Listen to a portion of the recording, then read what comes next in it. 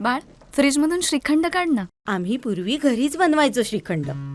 त्याची चवच वेगळी होती. आता काय सगळं रेडीमेड. आजी, हे श्रीखंड खाऊन बघ. आज तुझ्या आईनं घरीच बनवलं की काय? हे आहे गोकुळचं श्रीखंड. अगदी जिभेवर रेंगाळणार. जिभेवरच नाही तर मनावरही रेंगाळणार. गोकुळ श्रीखंड, मनावर रेंगाळणार.